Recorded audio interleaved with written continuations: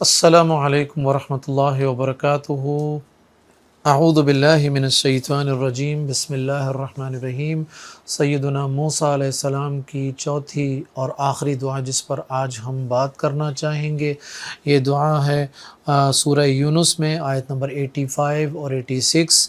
ربنا لا تجعلنا فتنة للقوم الظالمین ونجنا برحمتک من القوم الکافرین۔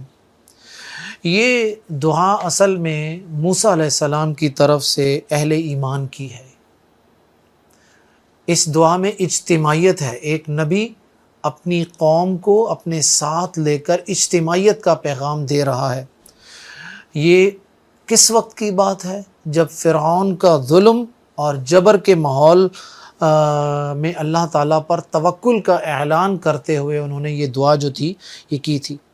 تو یہ دعا میں یہ کہہ سکتا ہوں کہ محض حفاظت کی دعا نہیں ہے، بلکہ اس میں اور بہت کچھ چیزیں موجود ہیں جن کی نشاندہی میں ابھی آپ کے سامنے رکھنا چاہوں گا۔ سب سے پہلی بات، اس دعا کا آغاز دیکھیے، ربنا، میں اور میرے ساتھ تمام ساتھی۔ جو قائد ہوتا ہے، جو لیڈر ہوتا ہے یا کسی جگہ کا ہیڈ ہوتا ہے، وہ کوشش کرتا ہے کہ اپنے ساتھ اپنے اسٹاف کو، اپنے سب آرڈینیٹس کو، سب کو ساتھ لے کر چلتا ہے۔ اکیلے نہیں چلتا، سولو فلائٹ نہیں لیتا، بلکہ ایک کلیکٹیو جو اسٹرگلز ہو رہی ہیں۔ تو موسیٰ علیہ السلام نے ہمیں ان کلمات کے ذریعے ربنا، اے ہمارے رب، یعنی اپنے ساتھ اپنے تمام ساتھیوں کو، بنی اسرائیلیوں کو، سب کو اس میں شامل کیا، ٹھیک ہے۔ تو دوسری چیز تھی لا تجعلنا فتنہ، اے ہمارے رب ہمیں ظالم قوم کے لیے آزمائش نہ بنا۔ اس میں دو باتیں آ سکتی ہیں جو مفسرین بیان کرتے ہیں۔ پہلی بات کہ ایسا نہ ہو کہ دشمن ہم پر غالب آ کر یہ سمجھے کہ وہ حق پر ہے۔ یہ ایک بہت بڑا شیطانی مغالطہ ہے جو آج کل بھی موجود ہے۔ اگر کوئی غالب آ گیا، باطل، دشمن، تو ہمارے معاشرے میں بہت سارے لوگ ایسے ہیں جو ان کو صحیح سمجھنے لگ جاتے ہیں، اور ان کو صحیح سمجھنے کے ساتھ ساتھ اہل حق کی برائیاں بیان کرنے لگ جاتے ہیں، جیسا کہ آج کل چل رہا ہے کہ بھئی اگر آپ لوگ صحیح ہوتے تو آپ لوگ یہاں پر ہوتے۔ بھئی کسی کا غلبہ، کسی کا غالب آ جانا اس کے صحیح ہونے کی دلیل نہیں ہے۔ تو اس اعتبار سے سب سے پہلی بات تو یہ کی گئی کہ اللہ ہمیں کسی بھی اعتبار سے اسلام کو نیچا کرنے والا نہ بنا، ہمیں اسلام کے غلبہ کے لیے استعمال کر، کیونکہ الاسلام یعلو ولا یعلی علیہ، اسلام غالب ہونے کے لیے آیا ہے، ٹھیک ہے۔ اور دوسری بات، ایسا نہ ہو کہ ہمارے معاشرے میں جب بہت سارے لوگ ہوتے ہیں جو کمزور ہوتے ہیں فکری اعتبار سے، وہ کہتے ہیں کہ یار اچھا اگر ہم ہار گئے ہیں، ہم مغلوب ہیں، تو اس کا مطلب ہم غلطی پر ہیں۔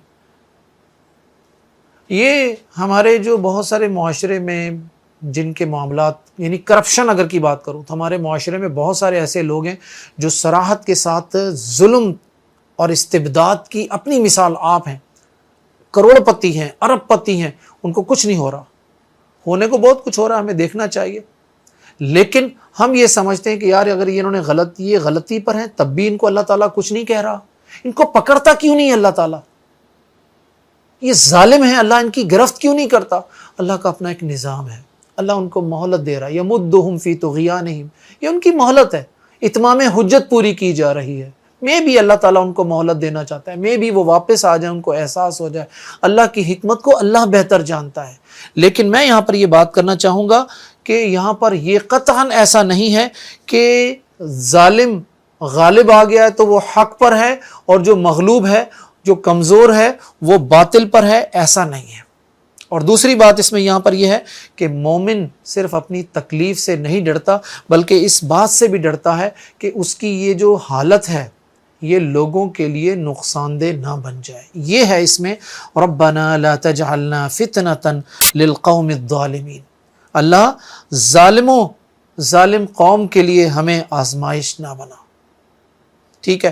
اس کے بعد کہا گیا وَنَجِّنَا، برحمتک، کہا اللہ ہمیں اپنی رحمت سے نجات عطا کر من القوم الکافرین، کافر قوم سے۔ بھائی دیکھیں یہاں پر یہ نہیں کہا کہ ونجنا، بلکہ کہا نجنا برحمتک، یعنی نجات کو رحمت کے ساتھ خاص کر دیا۔ تو اس کا مطلب یہ بھی ہو سکتا ہے وہاں پر بچاؤ کو، نجات کو یہ نہیں کہا کہ اپنی قوت کے اعتبار سے، اپنی طاقت کے اعتبار سے اسباب کے ساتھ اٹیچ نہیں کیا، دنیاوی مال و دولت کے ساتھ نہیں رکھا، بلکہ کہا اللہ ہمیں نجات چاہیے، تیری رحمت والی نجات چاہیے، کیونکہ تیری رحمت کی اگر نجات اگر ہمیں مل گئی تو ہم دنیا میں بھی کامیاب ہو جائیں گے اور آخرت میں بھی کامیاب ہو جائیں گے۔ ٹھیک ہے، تو اس کے بعد ہمیں جو اس میں ایک چیز ملتی ہے کہ اس دعا میں سب سے زیادہ اہم ترین بات یہ ہے کہ دشمن کی ہلاکت سے پہلے اپنی حفاظت والا معاملہ ہے۔ اسلام انتقام پسندانہ دین نہیں ہے، اسلام دشمن کو تباہ و برباد کرنے والا دین نہیں ہے، اسلام خیر اور سلامتی والا دین ہے، اپنے لیے بھی اور دوسروں کے لیے بھی۔ ابو بکر صدیق رضی اللہ عنہ نے جب اسامہ کو بھیجا تھا تو کیا کہا تھا؟ اسامہ کسی بوڑھے کو کچھ مت کہنا، کسی بچے کو کچھ مت کہنا، کسی عورت کو کچھ مت کہنا، درختوں کو آگ نہ لگانا، جو اپنی عبادت گاہوں میں ہیں ان کو کچھ مت کہنا، جو تمہارے مقابلے میں تلوار یا ہتھیار نہ اٹھائے اس کو کچھ مت کہنا، صرف ان سے لڑنا جو تمہارے مقابلے میں آئے۔ اسلام کا یہ منہج ہے، اسلام جنگ میں بھی امن اور سلامتی کا علم بردار ہے۔ اسلام کا مقصد دشمن کو تباہ کرنا نہیں ہے۔ اسلام کی پچھلی 1400 سال کی تاریخ گواہ ہے اس بات میں۔ قتال میں اور جہاد میں ایک بہت بڑی تعداد، لاکھوں کی، کروڑوں کی، بڑے بڑے شہر جو ہیں وہ مسلمانوں کے حسن سلوک کو دیکھ کر اسلام میں داخل ہوئے ہیں۔ تو یہاں پر یہی بات کی جا رہی ہے کہ بھائی سب سے پہلے اپنی حفاظت، پھر اس کے بعد اگلی کوئی بات ہو رہی ہے۔ اس میں یہاں پر یہ بات بھی کی جا رہی ہے، ایک تمام تر فکری شبہات کا بھی خاتمہ کیا جا رہا ہے کہ بھائی ایسا نہیں ہے، حالات کے مد و جزر کے تحت، اتار چڑھاؤ کے تحت کبھی اگر ہم کتاب و سنت کے ساتھ اگر ہم شرعی اسباب کو چھوڑ دیں گے تو مغلوب بھی ہوں گے، ہار بھی سکتے ہیں، لیکن جب ہم شرعی اسباب کو پکڑ لیں گے ہم غالب آ جائیں گے۔ اور اصل ہار پتہ کب ہوتی ہے؟ اصل ہار اس وقت ہوتی ہے جب بندہ فکری طور پر ہار مان جائے۔ اگر بندہ دل سے اور ذہن سے ہار نہ مانے تو یقین کیجئے 313 1000 کو شکست دیتے ہیں، 1000 3000 کو شکست دیتے ہیں۔ بلکہ میں معرکہ قادسیہ کی اگر بات کروں تو قادسیہ میں تو 3 لاکھ فوجی تھے، 30,000 کا مقابلہ 3 لاکھ نے کیا تھا، ایک بندے کے مقابلے میں 10 بندے تھے، اور معرکہ قادسیہ ایسا تھا کہ آج تک اپنی مثال آپ بنا ہوا ہے۔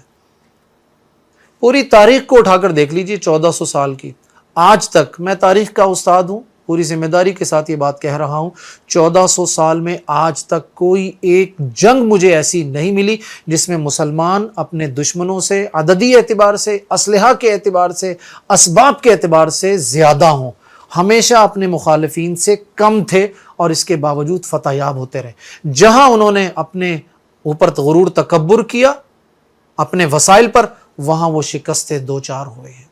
تو یہ دعا ہمیں ہمارے ان حالات کے تحت بھی، ہمارے لیے غزہ کے حوالے سے، کشمیر کے حوالے سے، ہمارے وطن عزیز کے معاشی حالات کے اعتبار سے، ہر اعتبار سے، فکری اعتبار سے، حصی اعتبار سے ہماری مدد کرتی ہے کہ ہم اپنی موسیٰ علیہ السلام کی اس دعا کو اپنی زندگی میں شامل کریں۔